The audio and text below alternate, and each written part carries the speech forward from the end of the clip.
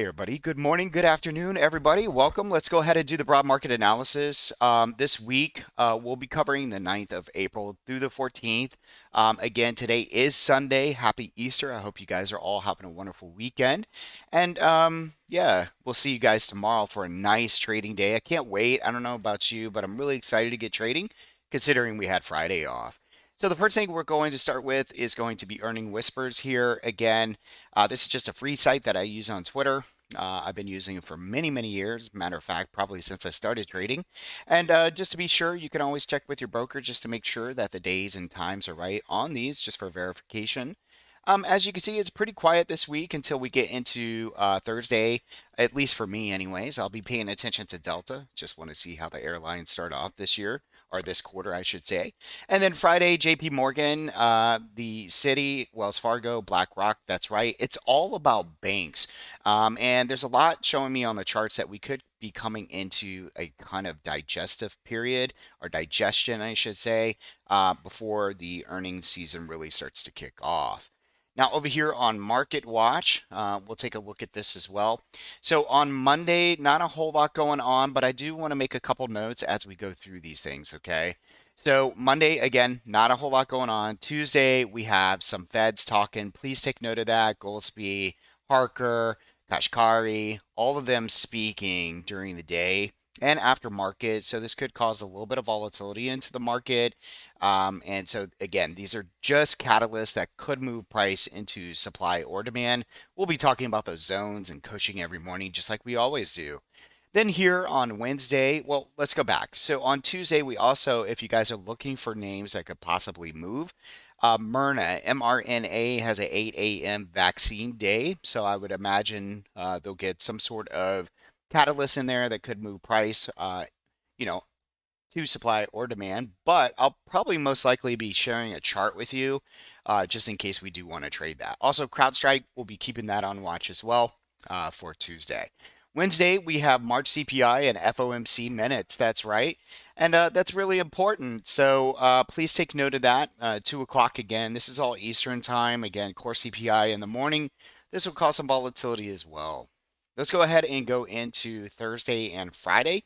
We have core PPI, we have PPI, initial jobless claims, continuing jobless claims, and also Delta Airlines, as I said. On Friday, you can see here that we have quite a bit going on. U.S. retail sales, we have a lot of Feds talking, we have the banks kicking off their earnings. So again, I think Friday could be really fun, especially in the morning.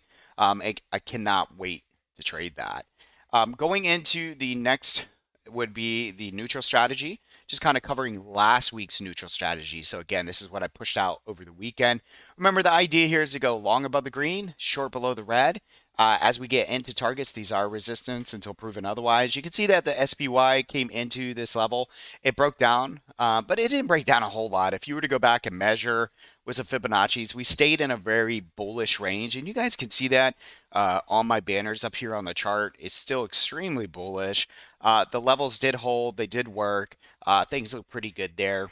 Remember, on the bigger picture, though, we talked about the SPY and the ES futures coming into supply zone. So we expected this. Over here on the QQQ, we never got over the neutral. We never got that neutral long triggered to go long, but we did break down below the red. We hit T1, hit T2, and hit T3. And then price pushed up towards the end of the week. And things look, again, overall pretty bullish for the SPY and the Qs. Next thing I'm going to show you is this week's neutral strategy. Please take a picture, take notes. The biggest thing here is just listening to my overall sentiment. Again, I am still bullish and thinking of buying the dip, or the idea is to buy the dip, but only into demand zones. So it's important that you understand that. For some reason, if the market does decide to pull back, I'll be waiting patiently for those zones. But for the time being, the neutral strategy as is. 409.62 looking above here. I'd be careful right around this 411.09 to 412.82 area. Again, this is just a little zone here on a smaller time frame. I would expect resistance here. A couple notes: if we were to gap up tonight into one of these levels and we open up our regular trading hours on Monday morning at one of these levels, just be cautious as these are resistance. Now, for some reason, if we were to gap down, I'd be looking for support around 406 by 404.75. Matter of fact, if you notice, this is the zone we talked about on that earlier chart. I would expect price to at least want to come in here. We'd probably find bids here. Again, buying the dip in or around this area down here. Now, over here on the Qs, same thing. Looks pretty bullish. Couple ideas here. We have short stop liquidity that's right above these wicks in here. If we can get past that, I would imagine we can get into 320.57. But again, just like the SPY, it looks, we've had a really good time in the market for the last several weeks. Again, going into all this news, all this econ data, we could slow down a bit. The idea here is not to be scared to trade, but just to be aware of the levels that I am presenting to you. So above, again, all these are resistance till proven otherwise. If we gap into those areas and we're opening up on Monday, I would just take a little bit of caution. And if for some reason we break down into 316.96 on the Qs, I'd be looking for support there. Overall, I'm bullish, folks. These levels down here are support.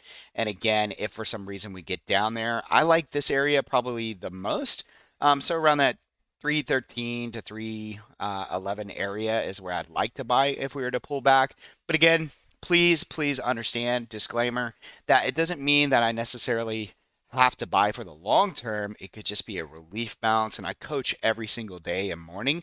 And I'm typically on the mic and showing that and kind of, doing this stuff live. So things can change. But for right now, these levels are the most important to me. Let's go ahead and move down into SPY, the bigger picture. Let's go ahead and pull this up. All right, so this is SPY, the bigger picture for me.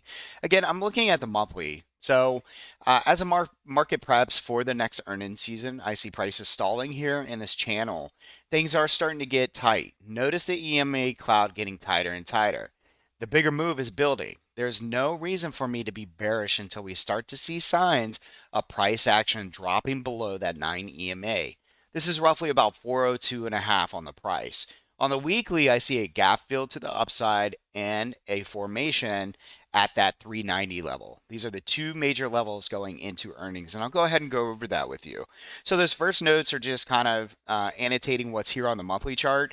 You guys can see it's really tight. You can see the EMA cloud is actually getting tight. Notice that it's pretty expanded here, but notice it's getting tight here. That just means we're going sideways, folks. Okay. Notice down here on the histogram on the TTM Squeeze Pro, we have two yellow bars. So we do have a higher yellow bar. It really screams to me that we are bullish here. The only thing that I would take into consideration is that the market has been pretty bullish.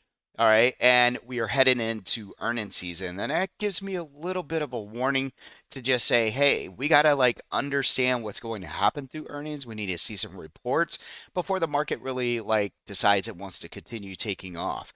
All right, but just to reiterate, I don't see any reason to be bearish unless price starts to break down below that 9 EMA, and that's what I had referenced earlier. Okay, so that is your monthly look. Now over here on the weekly, these are the two levels that I was talking about that I feel are really important. Is we have a gap fill here on the weekly, and over here we have the inside and up formation. So we have demand here.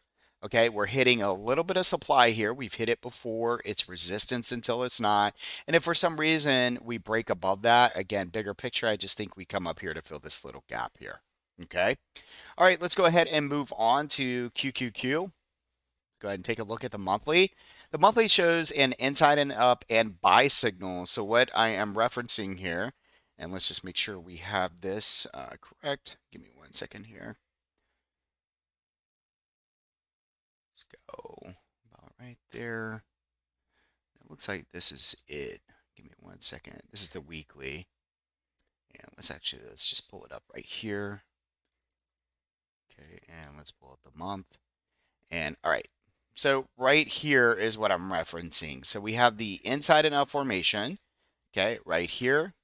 And then we had the buy signal here, but it was pushing into quarterly supply, and it hit our target. All right. And so last month we hit that target, we stalled, and now we're just kind of digesting that move. And honestly, as long as price stays under this white line, I just take a little bit of caution.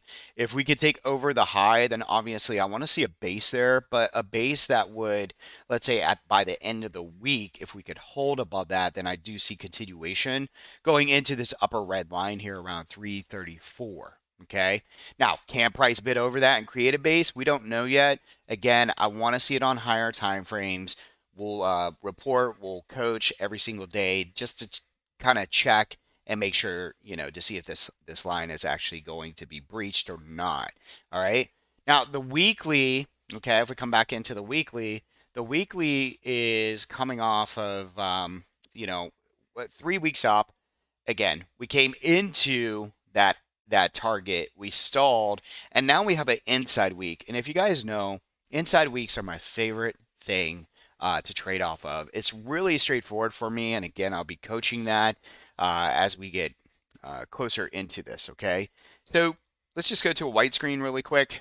So if we had a big candle, and then last week we kind of went inside, and you could throw weak wicks on it, but we're inside. We're basically inside the body, and what I want to do is draw a line right underneath the base here, and then I want to identify, okay, the high over here, and this is going to be my zone. It's really if this and that. If price can push up and over, then I'm looking for a continuation to the upside. If price breaks down, if you're long, be cautious, as we could pull back into some levels to the downside as well.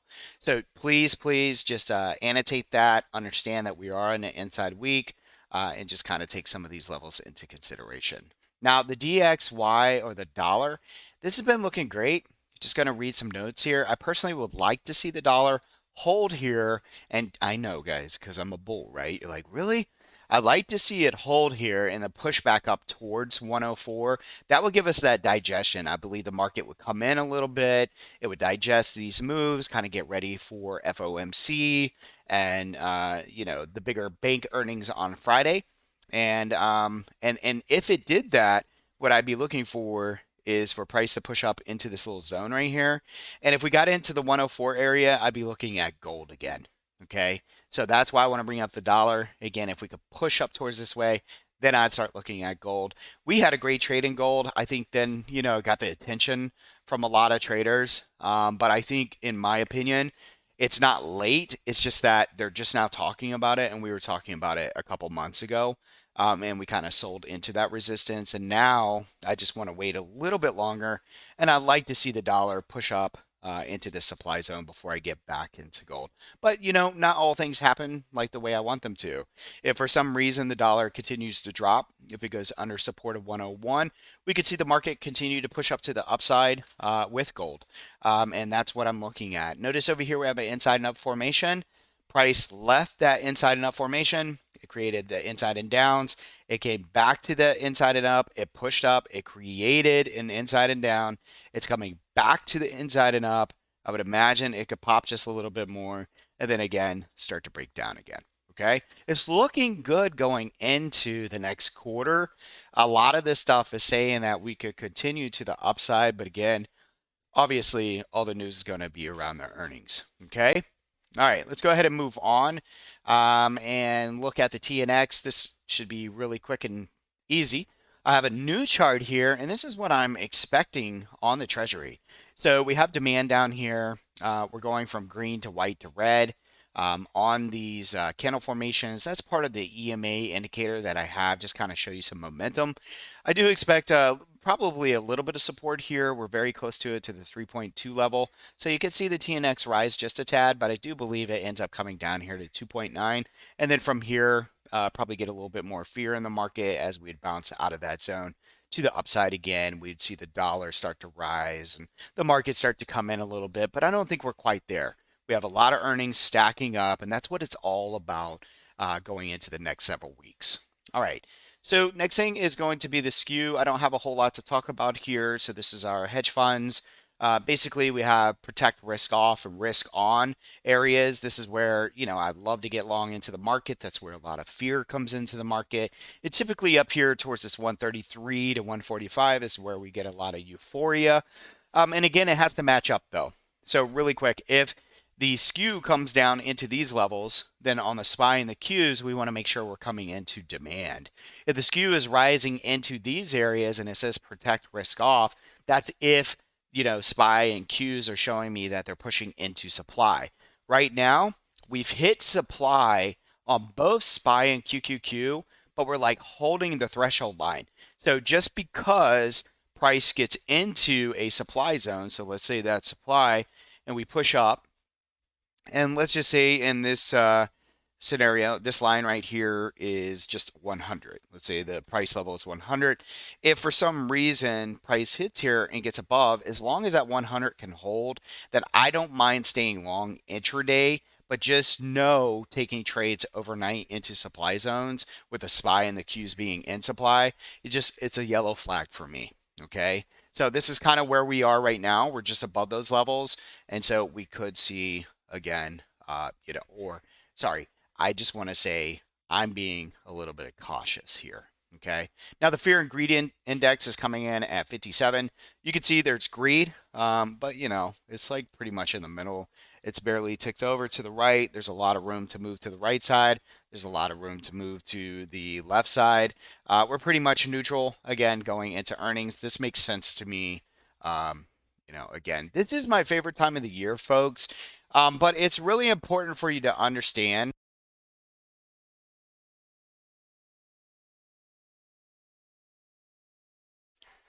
It's really important for you to understand that a lot of people get worked up around earnings, and my biggest thing is if we're just listen or watch the charts. Try to your keep your mind clear. Stay away from news. Stay away from all the fear mongering and all that type of stuff. Just watch price action. If we're coming into supply, regardless if earnings is coming up, it's time to be cautious. If we're coming into demand and we're going into earnings, I do believe that we could continue to push up into earnings. Right now, we are at supply. We're just over that threshold. I think it's a yellow flag. Banks, banks, banks. Let's talk overall sentiment. I'm very excited for this week, but I'm not overly excited about price. We could see a pretty range bound week before we see reactions from these banks. However, let price guide us and let's talk levels. SPY, an inside week close, and you can see we pretty much stalled. Okay? Pretty much stalled in supply. That's right here. This is the red box. This is the green box, which is demand. Always caution at supply. That's what we were just talking about. But as long as price holds above, don't be afraid to stay long intraday. So again, as long as price can hold above these levels, I do believe that we can have a nice little day to the upside. Again, just being cautious. QQQ, an inside week. Watch the high of last week and pay attention to the neutral strategy. We went over that earlier in this. Not much to say here, but just digestion period is welcome. I love coming off of inside weeks. Overall, I feel bullish, but welcome a pullback to continue buying the dip into earnings season. FOMC and more econ data could set us up for that opportunity. And all I'm saying is, guys, is that all that information that's about to come into the market this week could cause a little bit of volatility. When you look at it from a supply and demand perspective, this is where we stay cautious. This is where we want to get long. We're coming into that econ data, and it would make sense if you just take some Fibonacci's, draw from this level to the pivot high here, find that 23.6 and that 38.2, and as long as we can stay above those levels, then this overall range to the upside stays bullish. If we start to break below that and start to break below EMA clouds, then we will find ourselves back here. But again, I don't expect a big turn of events as of right now unless something really comes out of this FOMC. Okay. All right, the next thing that I want to go over with you is going to be the ES futures. So let's go ahead and take a look there. These work out really, really well for us. I love these. These are my go-to. This is how I trade. I just look at the ES futures and kind of, gauge things off of here. So this is the futures chart. Matter of fact, let's just go over here. I'm going to minimize this and let's go ahead and do this. And we'll go right here. There we go. All right.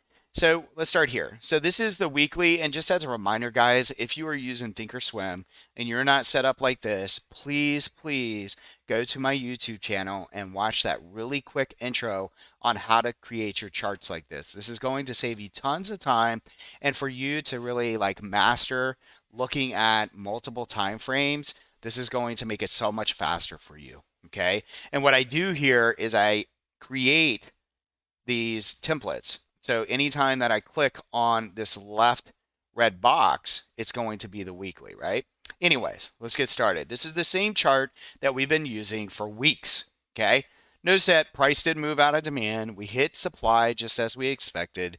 We pulled back at 25% of that supply zone. All right. We have gone from red to white to green. So please annotate that. Momentum is shifting up. We're still in the cloud. We haven't quite closed over this yet. And so, therefore, stay cautious. Again, we're right at the supply level. Be careful. Nothing has changed though. These are the same zones that we have been using for weeks on end. Next thing is going to be your daily chart. Notice when I click that, it automatically takes me to the day. Notice here we have some minor changes. So I have my long triggers, I have my resistance, and I have my short trigger.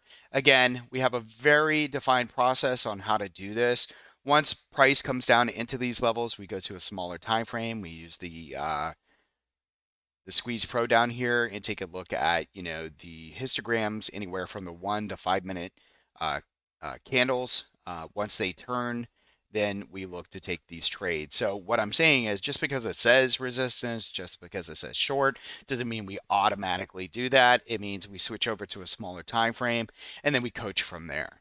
Let's go ahead and go into in this case, we're using the 4 hour chart. Matter of fact, but it is on the 2 hour. I understand that, but just understand this is what we're seeing here on the ES. So we have a supply zone here. You can see that right here. It's a nice supply zone. Matter of fact, if we gap up and move up into this red zone, be cautious on your futures at around 4160 by 4178. If we were to open up there tomorrow morning, again, a little bit of caution there. Okay, this is neutral where I believe if for some reason we don't gap up or really gap down, we'll just kind of build liquidity in here. And then after about an hour of the open, we'll find direction and end up either moving into the red box or down towards the green box here. Okay. And that's pretty much it on the ES futures. Let's go over here to the NASDAQ. Again, these are blueprints that we use through the entire week, guys. So just kind of snapshot a picture here, write down some levels, or if you're here in the room, you'll be able to copy those down as well. Okay. Now let's go ahead and go into the NQ. And same thing here, guys. Weekly, no change. You got your support, you got your supply zone, you got your demand zone. This is what we're looking for, bigger picture. Let's go ahead and go into the daily. Same thing. We're going to have trigger longs, and we have resistance, and we have short triggers. And the way that I find these is by using supply and demand, Fibonacci's, and so forth. You guys can see here we got a little bit of resistance. We have that supply zone, and that's why we have this annotated here. As far as this is concerned, the trigger longs, this is built off of some Fibonacci's, just measuring some ranges. And I would expect these areas to hold. But again, going over to the smaller time frames and making that decision for myself if I want to end up taking these triggers or not. Okay. Next thing I want to show you is going to be the 2 hour. So this one looks a little bit different. We've already hit a zone. You guys can see it right there. Also have a sell signal. This is a nice supply zone. We come up and tapped it. We pulled back. We came up and tapped it. We pulled back. Well, all I'm saying is we've tested this zone already and it's supposed to get weaker and weaker, but it is resistance until proven otherwise. Please, please understand that. And then we have this nice little area of demand down here around 13,026. And then we have supply if we were to gap up into there or start our day off there. Please be cautious. You can see it's very clear here as far as formations are concerned that we do have supply. Folks, that ends my broad market analysis. If you have any questions, please reach out to me. It's really straightforward. This helps us stay on the right side of the trade starting with this week. No news. We do not need news. Okay. News is a catalyst that pushes price into supply or demand. Try not to, drink the Kool-Aid. Just try to stay away from it. Let news push that price. We are focused on price movement, and we wait patiently for our levels before we execute. If you have any questions, please reach out to me. You guys have a wonderful day and enjoy your Easter. Talk to you soon.